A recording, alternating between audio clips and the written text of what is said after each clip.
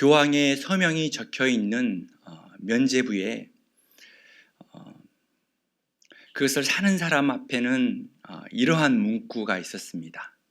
안내 문구와도 같은데요, 홍보 문구와도 같은데 제가 읽어보겠습니다.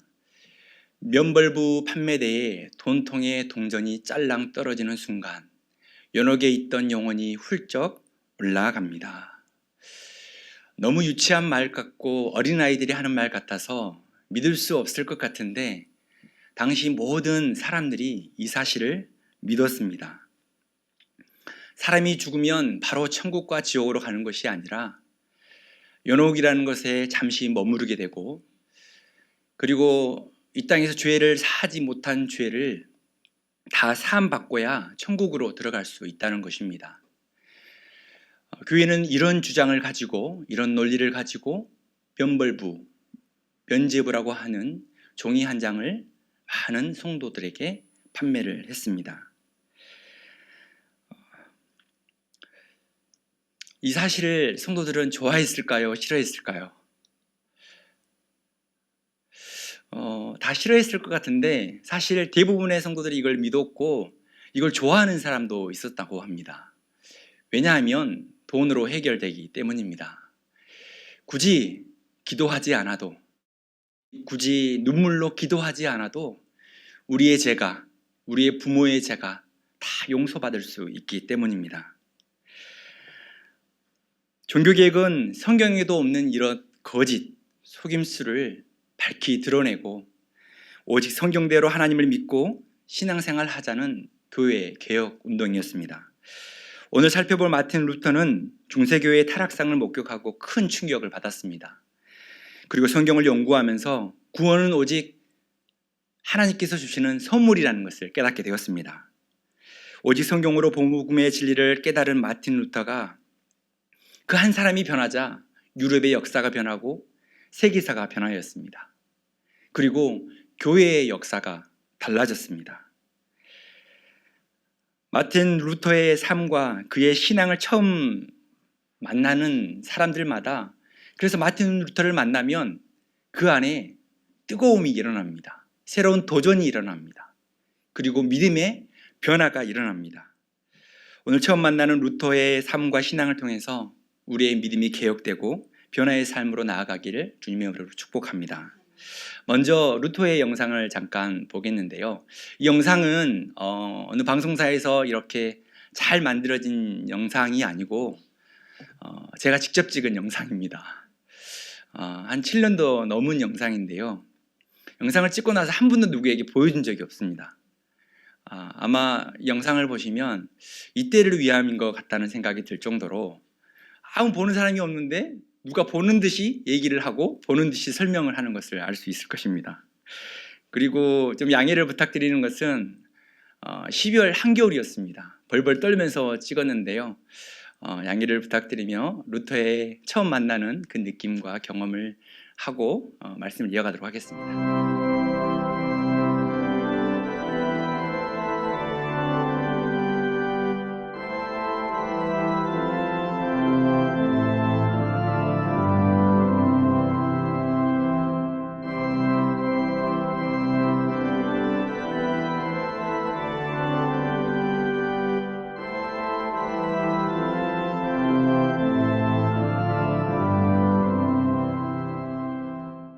여기는 루터가 방법문을 게시한 독일 비텐베르크의 선교회 문입니다. 문 앞에 이곳에 루터가 95개의 방법문을 작성해서 사람들이 이곳에 오고 가는 동안 그 교황청에 교황청이 했던 면죄부, 그리고 많은 성물을 모음으로 해서 우리 죄가 사해진다는 어떤 거짓된 것을 반박하기 위한 95개의 반박문을 이곳에 붙였습니다. 네, 루터의 무덤이 있고요. 설교단이 있습니다. 저기는 교회 앞쪽이고요. 그리고 여기는 멜라니톤의 무덤입니다.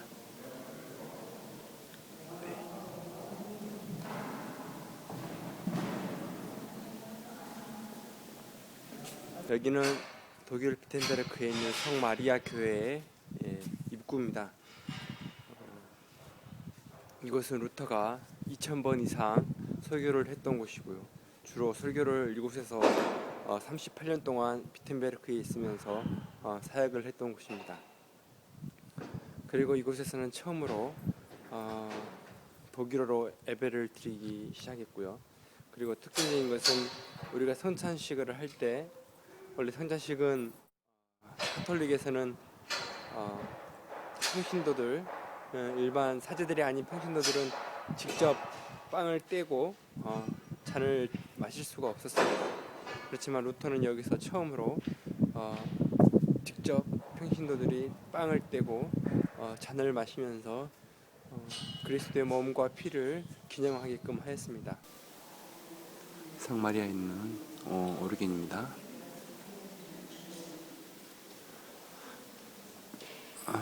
그리고 루터가 설교했던 설교단이고요.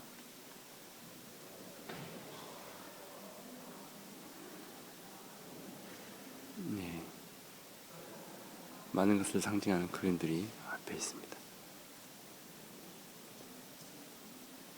여기는 루터가 살았던 루터하우스 내부 전경입니다.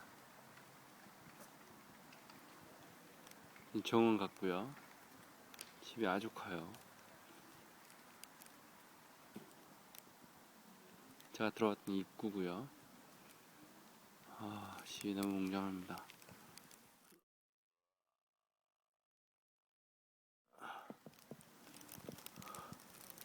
저기 저를 가이드해주는 포슐터가 걸어가고 있네요. 아주 크죠? 이곳은 원래 수도원이었고 가톨릭 수도원이었고 그리고 개신교의 목사관이었다고 합니다. 루터는 이곳에 머물면서 총 38년 동안 머물렀는데요.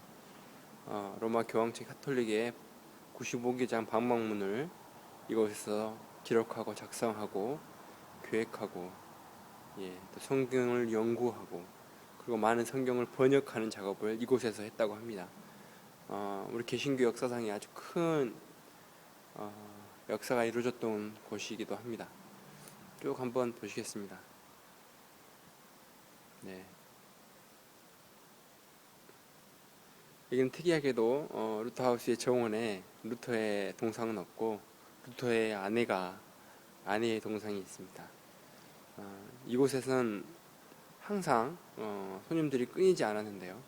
많은 교수님들 그리고 성경을 연구하는 학자들 그리고 루터를 만나기 위해 많은 사람들이 이곳을 왔었는데 그 모든 것을 루터의 아내가 감당하고 그리고 루터는 자녀가 6명이나 있었는데요. 비록 한두 명이 자라는 과정에서 죽었지만 그 아이들을 다 양육하고 루터 뒤에서 끊임없이 사랑으로 루터를 섬기고 그 가정을 잘 지켰던 루터의 아내가 루터의 동상을 보면서 참 대단하다는 생각이 들었습니다. 저 뒤에 건물 외곽을 보수하고 있는 집은 멜라니톤의 집입니다. 그는 비텐베르크 대학의 교수였고 그리고 루터의 가장 큰 동역자였습니다. 하나님은 멜라니톤을 루터에게 함께 하도록 하셨는데요. 그러므로 해서 루터가 부족한 부분을 멜라니톤이 채울 수 있었고 루터가 죽음 이후에도 멜라니톤은 그 종교개혁의 그 힘을 계속 이어갈 수 있었습니다. 네, 저도 사역을 하면서 멜라니톤처럼 좋은 동역자를 만나기를 소망합니다. 멜라니톤처럼 온순하고 루터하고 다른 성향에 있는 사람이지만 저와 다른 모습을 가지고 있는 사람과 하나님을 합력하여 선을 이루는 그런 사역자가 되고 싶습니다. 하나님이 그렇게 좋은 사역자들을 만나게 하실 줄 믿어 의심치 않습니다. 여기가 바로 성 안드레아스 성당입니다.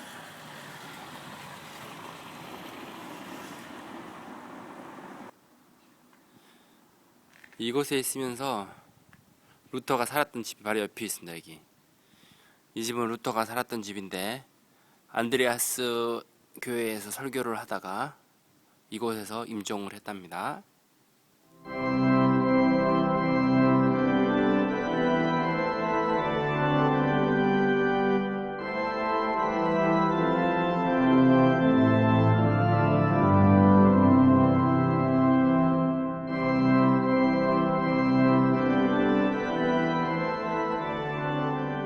이 영상을 여러 번 봤는데 보면 볼수록 오늘 이 예배를 위해서 그때 하나님이 저를 독일로 보내시지 않았나 하는 생각을 하게 되었습니다.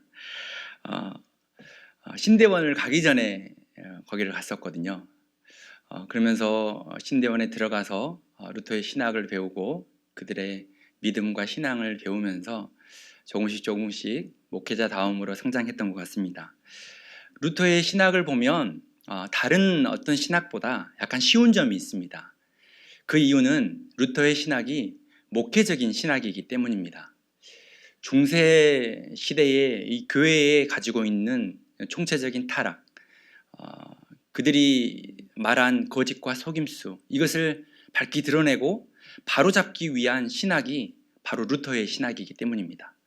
그리고 성도들이 안고 있는 당시의 전염병과 전쟁에 의한 죽음에 대한 두려움, 그래서 언제 죽을지 모르는 두려움 속에서 내가 천국 갈 수 있을까라는 그 두려움을 극복하고 오직 믿음으로 구원에 이를 수 있는 신학이 바로 루터의 신학입니다.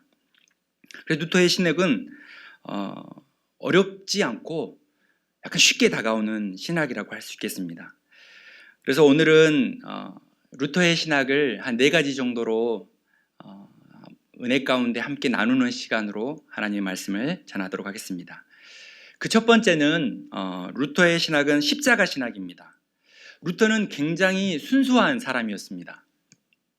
그러니까 작은 죄도 스스로 용납하지 못한 사람이었습니다. 수도사 시절에 어떤 죄가 있으면 그 죄를 가지고 끙끙거리는 사람이었습니다. 다른 수도사들은 죄를 저질러도 그냥 타협하고 그리고 숨겨버리고 이렇게 하는데 루터는 그러지 못했습니다. 그래서 내 안에 죄가 발견되면 자기의 선임 사자에게 가서 고해성사를 하는 것입니다. 근데 루터가 너무 자주 오니까 한 번은 선임 사제가 이렇게 얘기하는 것입니다. 제발 나가서 제대로 죄다운 죄를 짓고 와서 나에게 고해성사를 해라. 이런 너무 사소한 거 가지고 고해성사 하지 말라라. 이렇게 말할 정도로 루터는 이 죄를 심각하게 다루었고 그리고 죄에 대한 심판을 두려워하고 했고 또 힘들어 했습니다. 그러던 루터가 비텐버르크에 머물면서 수도원에서 로마서를 연구하기 시작했습니다. 오늘 말씀인데요. 로마서 1장 17절에 제가 읽겠습니다. 복음에는 하나님의 의가 나타나서 믿음으로 믿음에 이르게 하나니 기록된 바 오직 의인은 믿음으로 말미암아 살리라 함과 같으니라. 처음에 루터는 하나님의 의에 대하여 오해했습니다. 하나님의 의는 공의의 하나님이시 하나님께서 우리의 죄를 보시고 진노하시는 하나님, 그게 하나님의 의라고 생각했습니다. 우리의 죄를 심판하시는 하나님, 그게 하나님의 의라고 생각했습니다. 그러니까 어떻습니까? 복음이 즐겁지 않은 것입니다. 복음이 나를 괴롭게 하는 것입니다. 그리고 그 복음과 하나님의 사랑이 정말 나를 사랑으로 품고 있는가? 라고 의심할 정도였습니다. 그런데 밤낮 이 말씀에 이 마틴 루터가 계속해서 밤낮으로 묵상하고 연구하면서 결국에 깨달은 진리가 있는데 그것은 바로 성경이 말하는 하나님의 은은 하나님의 복음을 믿는 자에게 주시는 의로움이었습니다. 그러니까 복음을 믿는 자를 의롭게 하시는 하나님의 의였다는 것입니다. 복음을 믿는 자를 심판하는 것이 아니라 복음을 믿는 자를 의롭게 하시고 구원을 주시는 하나님의 의를 믿게 된 것입니다. 그래서 하나님의 의가 나타났다는 것을 의인은 믿음으로 말미암아 살리라 라고 이것이 같은 말이라는 것을 깨닫게 된 것입니다. 이러한 루터의 깊은 회심을 탑 체험이라고 하는데요. 말씀을 가지고 풀리지 않을 때 그 수도원의 탑에 있는 작은 방에서 말씀과 씨름하면서 얻은 회심의 은혜였기 때문입니다. 루터는 이런 자기가 발견한 하나님의 의에 대하여 칭의 교리를 확고하게 만들기 시작하는데요. 이것은 곧 이 칭의 교리가 십자가의 신학, 그리스도의 신학을 만들게 되었습니다. 사실 원래 성경에 있던 기록인데 중세시대의 교황과 사제들이 이것을 가려버린 것이죠. 인간의 구원은 사람의 노력과 선행으로 되는 것이 아니라 오직 하나님의 믿는 자에게 주시는 하나님의 구원에 의하여 주신다는 것을 루터는 계속해서 가르치고 교회에서 선포하게 되었습니다. 오직 믿음으로만 의롭다고 칭함을 받는다는 이신칭의의 교리를 가지고 십자가의 신학을 이제 시작한 것입니다. 루터가 깨달은 십자가의 신학을 우리가 하나의 어떤 그림으로 표현할 수 있다면 바로 이 그림입니다. 비텐베르크의 성마리아 교회에 있는 제단화의 그림인데요. 이 그림 한 장에 루터의 모든 신앙과 믿음과 신학의 기준이 다 담겨 있습니다. 이 그림은 루카스 크라나우가 그린 그림인데요. 종교개혁의 신학과 이념이 압축되어 있는 그림입니다. 자세히 보면 이 그림의 배경은 교회입니다. 그런데 지금 루터가 설교를 하고 있는데 모든 사람이 어디를 바라보고 있습니까? 교회의 중심에 있는 그리스도를 바라보고 있습니다. 십자가에 못 박힌 그리스도를 바라보고 있다는 것입니다. 그리고 이 벽이나 바닥에 보면 빨갛게 이렇게 불규칙하게 막 그어져 있는 붉은 선을 볼 수 있을 것입니다. 그 예수 그리스도의 보혈입니다. 그래서 교회는 예수 그리스도의 보혈이 있는 곳이, 십자가의 사랑이 있는 곳이 바로 교회라는 것입니다. 그리고 루터의 양손을 보면 왼쪽 손은 성경 위에 손을 얹고 있고 오른손은 검지와 중지를 십자가를 가리키고 있습니다. 설교하는 사람도 이 온 성경에 있는 그 말씀이 예수 그리스도를 바라보게 하는 말씀이어야 한다는 것입니다. 그리고 보통 우리가 교회에서 이렇게 설교를 하면 성도들은 어디를 바라봅니까? 설교하는 설교자를 바라보지 않습니까? 그런데 설교자를 바라보는 그 순간에도 성도는 설교자를 통해서 말씀하시는 예수 그리스도의 그 복음의 메시지를 바라보고 십자가를 바라보는 믿음을 가져야 한다는 것입니다. 그래서 성도들이 다 어디를 보고 있냐면 루터를 바라보고 있지 않습니다. 십자가를 바라보고 있는 것입니다. 루터는 설교자나 성도들이 십자가를 바라보지 않는 신앙에 대해서 반박을 한 것입니다. 그 중간에 그 당시에는 뭐가 있었습니까? 교황이 있었고 사제들이 있었고 많은 성인들과 마리아가 있었습니다. 이 모든 것들을 반박하고 모든 설교자와 모든 성도들은 예수 그리스도를 바라봐야 한다는 십자가의 신학, 그리스도의 신학을 보여준 것입니다. 오늘날 교회 안에 얼마나 많은 분열과 갈등이 있는지 모르겠습니다. 얼마나 많은 교회들이 교회를 사유하고 자녀들에게 교회를 세습하고 성도와 예수 그리스도 사이에 목회자가 복음을 왜곡하는 일들이 너무나 빈번하게 발생되고 있습니다. 아마 루터가 오늘날 이 갈등과 분열로 가득 찬 한국교회에 온다면 아마 목회자나 성도들에게 십자가와 희생을 강조할 것입니다. 모든 욕심과 탐욕을 다 내려놓고 십자가를 바라보는 믿음을 가지라고, 그리고 그 희생을 감수하라고 얘기할 것입니다. 그림 속에서 보면 예수 그리스도가 흰색 세마포를 두르고 있습니다. 이것은 부활을 상징합니다. 예수님의 고난, 그 십자가의 죽음은 결국 죽음으로 끝나는 것이 아니라 생명으로 끝나는 것입니다. 우리가 예수 그리스도를 따라가는 삶은 힘들고 어려운 삶이지만 그 끝은 반드시 살아나는 부활이요 생명의 은혜가 있다는 것입니다. 사랑하는 성도 여러분, 우리의 신앙이 이 그림 속에 있는 루터와 성도들의 모습이 되기를 소망합니다. 주님만 바라보는 신앙이 되기 위해서는 우리는 세상의 지혜를 가지고 와서 교회에서 주장해서는 안 되는 것입니다. 우리의 신앙과 믿음의 동기가 사람이 되어서도 안 됩니다. 성도의 갈등과 성도 사이에 상처받는 일이 왜 일어나는 것입니까? 그리스도를 온전히 바라보지 않고 사람을 보기 때문입니다. 나는 누구 때문에 교회 다녀? 이런 말을 하면 반대로는 무슨 말입니까? 누구 때문에 교회에 나오기 싫다는 말이 나오는 것입니다. 우리가 예수 그리스도를 바라보지 않고 계속 누군가 사람을 의지하게 된다면 중세시대에 많은 문제가 생겼던 그 모습으로 우리는 똑같이 변해갈 수밖에 없다는 것입니다. 사람은 실수할 수 있습니다. 교회에서도 얼마든지 잘못이 있을 수 있습니다. 그렇지만 모두가 그리스도를 함께 바라보면서 서로를 용서하고 용납하고 사랑하는 신앙이 참 신앙인 것입니다. 예수 그리스도를 바라보는 신앙이 되었을 때 우리의 신앙은 안정을 되찾을 것입니다. 그리고 행복한 신앙생활을 계속해서 이어나갈 수 있을 것입니다. 루터의 두 번째는 율법과 복음입니다. 율법은 우리에게 어떤 일을 하라고 명령하는 것인데요. 이것을 하라, 또 이것은 피하라. 우리에게 뭔가를 계속해서 요구하는 것입니다.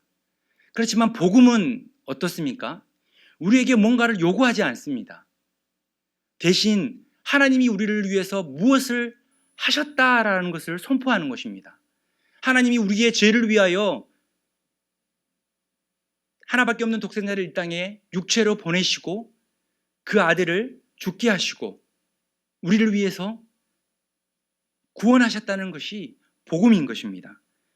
이 복음을 들을 때 우리가 할 수 있는 것은 아무것도 없습니다. 그냥 우리를 위해 하신 하나님의 이 놀라운 사랑의 사건을 우리가 믿음으로 받아들이는 것입니다.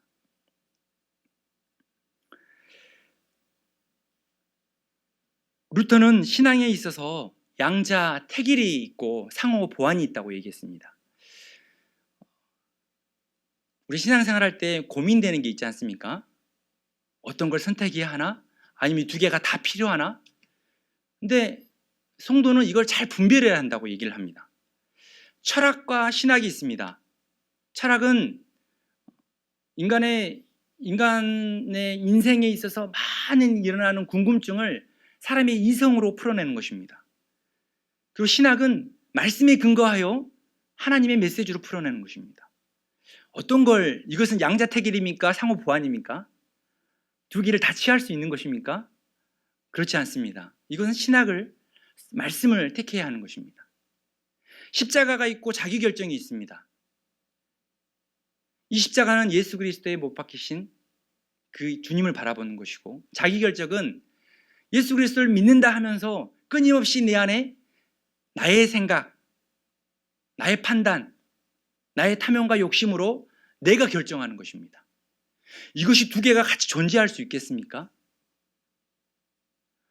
이것이 상호 보완적인 것입니까? 그렇지 않습니다. 이건 십자가를 선택해야 하는 것입니다. 늘 나의 결정은 예수 그리스도의 그 말씀 안에서 선택해야 하는 것입니다. 여러분, 왼손과 오른손이 있습니다. 이거 양자택일입니까? 한 손만 사용할 수 있습니까? 아닙니다. 상호 보완입니다. 양손이 있어야 물건을 들을 수도 있고 옮길 수도 있고 우리의 생활에 불편함이 없는 것입니다. 동전의 앞면과 뒷면은 어떻습니까? 앞면만 있는 동전을 사용할 수 있습니까? 그렇지 않습니다. 동전 앞면과 뒷면은 상호 보완적인 것입니다. 우리의 행위와 믿음은 어떻습니까? 루터가 가장 대적하는 부류의 사람 중에 한 부류는 믿음의 본질은 없고 행위만 있는 사람입니다. 그렇지만 이 사람만 싫어했던 것이 아니라 반대로 믿음은 있다고 하는데 행위가 없는 사람도 루터에게 있어서는 대적자였습니다. 그러니까 이 두 개가 따로 분리될 수 없다는 것입니다. 이 두 가지는 상호 보완적인 것이지 하나만 선택할 수 있는 것이 아니라는 것입니다. 율법과 복음은 어떻습니까? 상호 보완적입니다. 하나만 선택할 수 있는 것이 아니라는 것입니다. 율법을 온전히 행하는 것은 우리의 의지와 능력으로 할 수 있는 것이 아닙니다. 복음을 완전히 깨달은 사람, 완전히 자기 삶에 받아들인 사람이 예수 그리스도의 도움으로 말미암아 우리가 하나님이 하라고 하신 그 명령을 온전히 삶으로 실천해 나갈 수 있는 것이 상호 보완적인 관계라는 것입니다. 루터의 표현 중에 이런 표현이 있습니다. 교만한 자에게는 율법을 설교하고 절망에 빠진 자에게는 복음을 선포하라는 말이 있습니다. 이 말은 율법을 통해 구원의 길이 가능하지는 않지만 율법은 우리의 영혼의 병을 발견하게 한다는 것입니다. 그래서 교만한 자에게는 율법을 설교하면 자신이 얼마나 죽을 수밖에 없는 죄인인지를 깨닫게 된다는 것입니다. 그리고 나서 복음을 선포할 때 복음이 그 영혼을 치료하는 약이 되는 것입니다.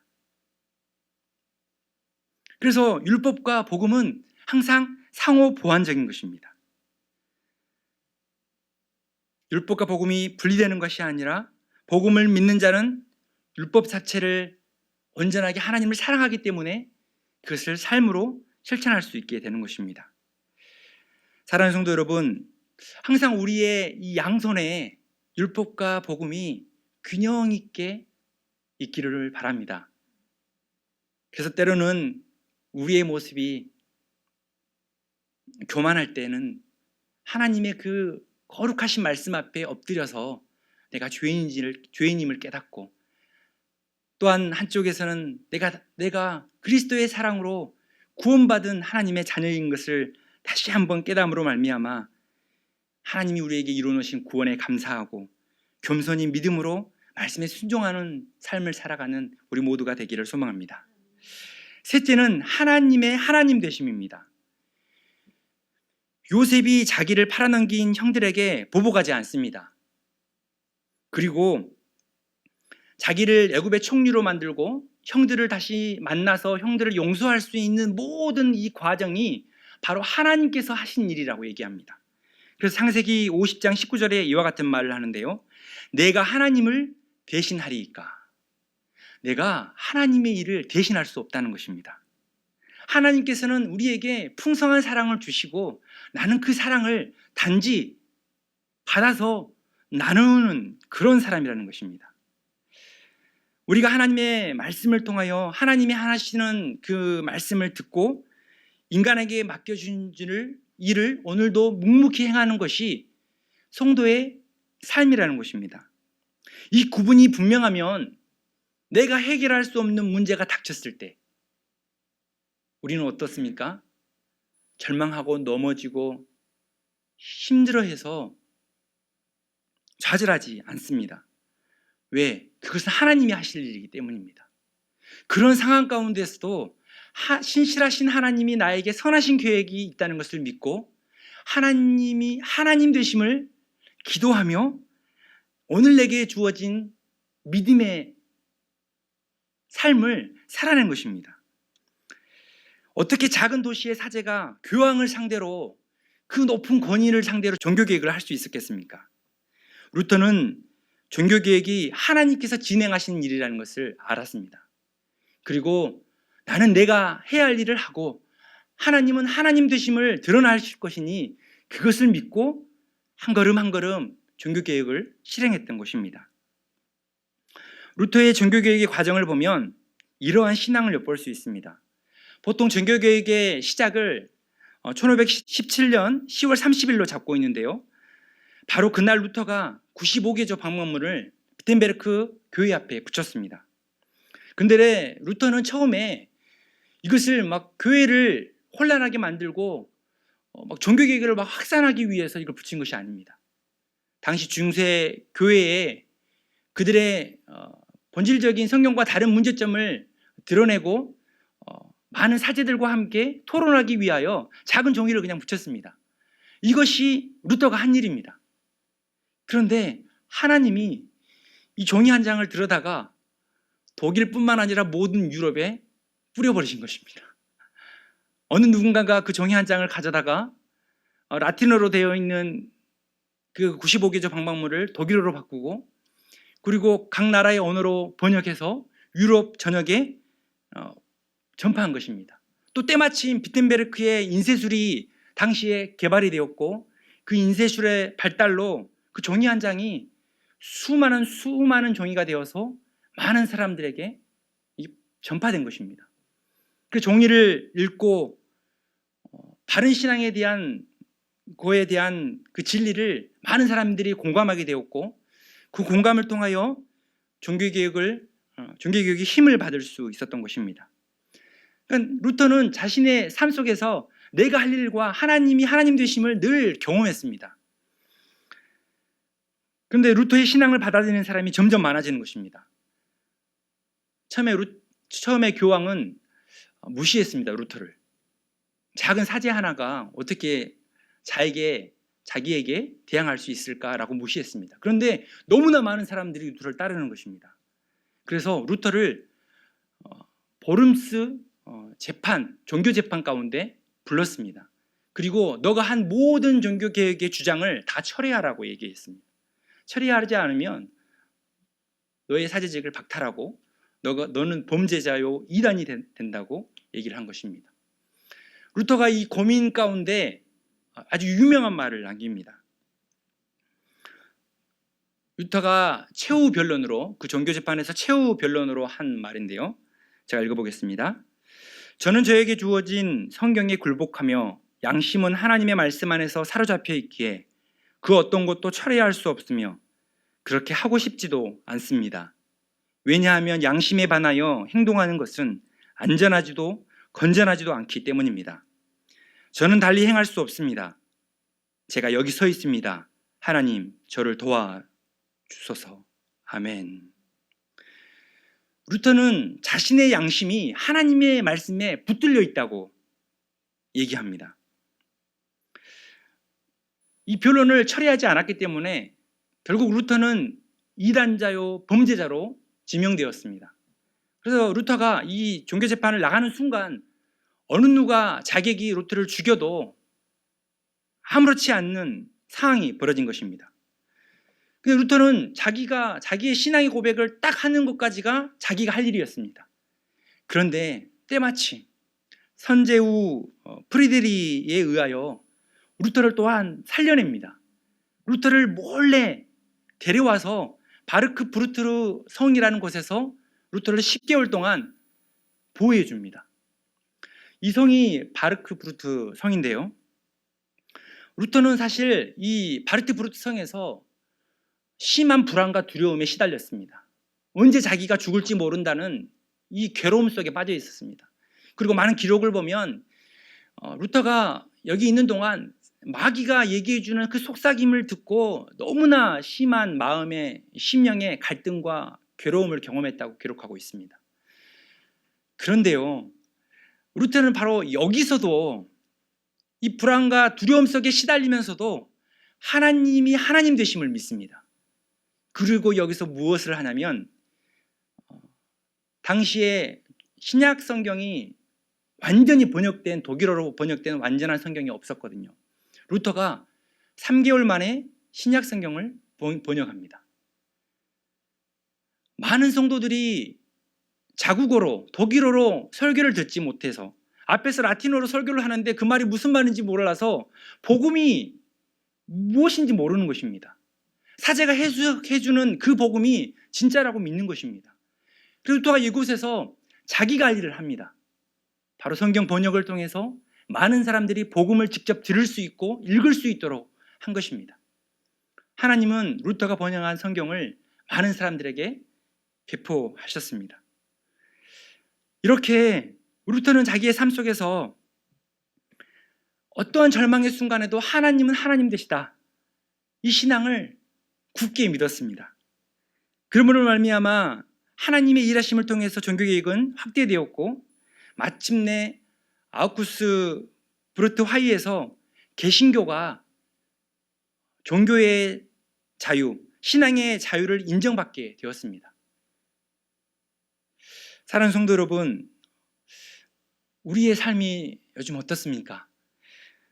우리의 상황과 형편이 어떠하든지 어떠한 어려운 환경 속에서도 우리가 흔들리지 않기를 바랍니다.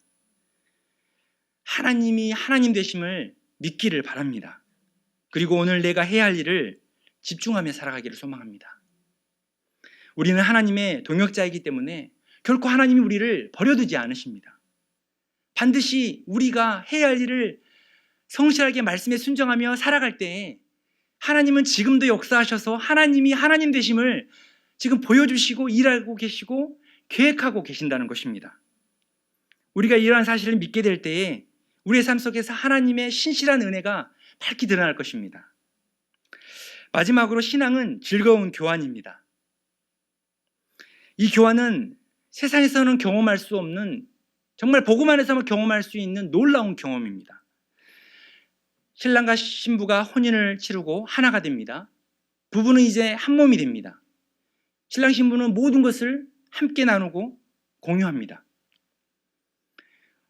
우리가 예수 그리스도와 하나가 됩니다. 연합을 이룹니다. 일치를 이룹니다. 그럼 나의 영혼은 그리스도와 함께 모든 것을 공유하는 일체를 이루게 되는 것입니다. 그리스도의 풍성한 사랑과 은혜가 나의 것이 되고 나의 모든 것은 주님의 것이 됩니다. 나의 소유와 나의 모든 행복이 주님의 것이 되고 때로는 나의 고통과 나의 슬픔과 죄도 주님의 것이 됩니다. 우리가 주님께 이것을 드릴 때에 주님은 그것을 받아들이시고 나에게 하나님의 은혜, 그 주님의 십자가의 사랑을 주십니다. 풍성한 삶의 은혜를 주신다는 것입니다. 그래서 사람은 절망과 탄식과 죄를 가지고 그리스도 앞에 나오면 우리 주님은 희망과 위로와 용서를 우리에게 내어주십니다. 어떻게 이런 즐거운 맞바꿈이 있을 수 있겠습니까? 루터의 즐거운 교환은 죽음을 생명으로 바꿔줍니다. 정말 우리가 주님과 일상의 삶 속에서 이 즐거운 교환을 매 순간 경험한다면 우리에게는 깊은 절망에 빠져있는 기간이 없을 것입니다. 그것을 내 주님께 내어드리고 주님의 무한하신 사랑을 우리가 받아들일 수 있기 때문입니다. 신대원 다닐 때 이 루터의 즐거운 교환에 대해서 말씀의 은혜를 참 많이 받았습니다. 아, 신앙생활이 어려운 게 아니구나. 바로 이거구나. 그냥 우리의 삶 가운데 주님과 연합된 삶을 살고 내가 힘들고 지치고 내게 해결할 수 없는 문제가 있으면 주님께 그냥 내어드리고 주님께서 이루어두신 그 십자가의 사랑과 풍성한 주님의 사랑을 내 삶 가운데 끊임없이 받아들이는 것이 그냥 신앙생활이구나 라는 것을 깨닫게 되었습니다. 그래서 한 번은 이 감동과 은혜를 당시에 전도사 시절이었는데요, 제가 맡고 있는 중등부 아이들에게 막 전해주고 싶었습니다. 그래서 이만한 상자에다가요 중등부 학생들이 좋아할 만한 과자와 학용품을 가득 담았습니다. 제 용돈을 다 털어서. 그리고 설교 시간에 강대상에 딱 놓고 여러분 중에 주님 앞에 정말 힘들고 어렵고 괴로운 삶의 이야기를 해주는 사람에게는 주님이 여러분을 행복과 기쁨으로 바꿔주시는데, 목사님 그때 전도사였던 제가 대신해서 주님이 주시는 이 귀한 선물을 맞바꿔 주겠다고 얘기했습니다. 중등부 학생들이 어땠을 것 같습니까? 여기저기서 손을 드는 것입니다. 바꿔주세요, 바꿔주세요. 근데 어떤 여학생이 손을 번쩍 들기를 시켰는데 자신의 삶의 어려운 문제와 고민들을 막 얘기하는 것입니다. 그 설교 시간에 맞바꿔 줬습니다. 그 여학생이 교회를 나가면서 얼굴 표정이 어떻겠습니까? 너무 좋아하는 것입니다. 너무 기쁜 것입니다. 그 아이가 예배를 시작할 때 얼굴 표정을 봤거든요. 그렇게 밝지 않았어요. 그렇게 기뻐하지 않았어요. 지금은 작은 선물을 받고 가지만 그 어린 청소년이 진짜 매 순간 나의 고통과 탄식을 바꿔주시는 예수 그리스도를 인격적으로 더 깊이 만나게 되면 그의 삶이 어떻겠습니까? 그의 삶은 날마다 즐거운 교환으로 가득 차게 되는 것입니다. 우리가 예수 그리스도 앞에 나아갈 때 항상 주님은 즐거운 교환을 우리에게 주어 주십니다. 우리가 집에서나 우리가 일터에서나 혼자 기도하고 하나님을 예배하며 바라볼 때나, 그리고 주님과 동행하며 하루를 보낼 때나, 아니면 하루의 고된 일을 마치고 피곤해 지쳐서 잠들기 전에 하나님을 바라보는 순간에도 항상 즐거운 교환이 이루어집니다. 우리 예배를 통해서 이루어지는 이 예배의 순간에도 우리 주님은 즐거운 교환을 하기를 원하신다는 것입니다. 마태복음 11장 28절에 수고하고 무거운 짐진 자들아 다 내게로 오라 내가 너희를 쉬게 하리라. 인생의 죄짐 그리고 고통의 짐을 주님께 드리십시오. 주님은 참 평안과 쉼을 우리에게 주실 것입니다. 우리는 주님과 모든 것을 공유하고 나누는 삶을 살아가야 합니다. 그것이 바로 주님과 동행하는 삶인 것입니다. 주님의 위로와 구원과 평안이 즐거운 교환을 통해서 저와 성도들 안에 늘 항상 가득하기를 소망합니다. 말씀을 마무리하겠습니다. 루터를 한마디로 정리하면 하나님의 말씀에 사로잡혀서 교회 개혁을 위해 헌신했던 그리스도의 사람이라고 할 수 있습니다. 왜 그토록 자신의 인생을, 하나밖에 없는 자신의 목숨을 그 고된 삶의 여정 속에 맡겼을까요? 루터가 교회를 사랑했기 때문입니다. 루터가 생각하는 교회의 정체성은 이거였습니다. 교회는 그리스도인을 낳고 하나님의 말씀으로 이끌어주는 어머니라고 얘기했습니다. 그러니까 교회 안에서는 계속해서 그리스도인이 이렇게 잉태하고 출산이 돼야 된다는 것입니다. 그리고 교회 안에서 어떻게 됩니까? 그 그리스도인이 수많은 성도를 통해서, 교회를 통해서 그리스도인답게 막 자라나는 것입니다. 2020년 정말 힘든 시기를 우리가 보내고 있습니다. 코로나 팬데믹으로 인하여 온 세상에 혼란이 가득합니다. 그런데 더 혼란스럽고 어려운 것은 사실 교회입니다.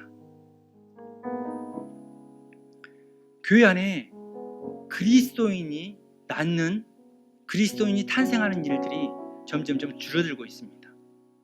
그리고 하나님의 말씀으로 양육하는 일들이 힘들어지고 있습니다. 많은 교회들이 그 성도 정원의 절반도 나오지 않습니다. 많은 성도들이 때로는 교회에 상심하고 때로는 자기 신앙에 지치고 힘들어서 교회를 떠나가고 있습니다. 이러한 상황 가운데 하나님 우리를 어떻게 부르셨을까요? 어떻게 물등도산 교회를 하나 되게 하시고 우리를 부르실까요? 우리가 바로 생명을 낳고 기르는 어머니와 같은 교회가 될 수 있도록 우리를 부르신 것입니다. 우리의 가정뿐만 아니라 우리의 교회가 예수 그리스도의 복음으로 생명을 낳고 길러내는 아름다운 교회가 되기를 소망합니다. 오늘 함께 나눴던 항상 그리스도를 바라보는 십자가의 신앙을 가지고, 또한 율법과 복음의 균형을 이루며 하나님의 하나님 되심을 날마다 삶으로 고백하고 기도하며, 또한 어떠한 어려움의 순간에도 내 삶 가운데 즐거운 교환을 이루며 나아갈 때에 우리 교회를 통해서 하나님이 하실 일들이 정말 크다고 믿습니다. 우리가 함께 그 하나님의 부르심의 자리를 함께 우리의 가정을 위하여, 교회를 위하여, 내 삶의 자리를 위해 함께 만들어가는 귀한 성도의 삶이 되기를 소망합니다. 오직 성경, 오직 믿음, 오직 은혜와 오직 그리스도의 그 신앙을 가지고 내 삶을 끊임없이 개혁해 나가고 고쳐나가는 축복의 사람이 되기를 소망합니다.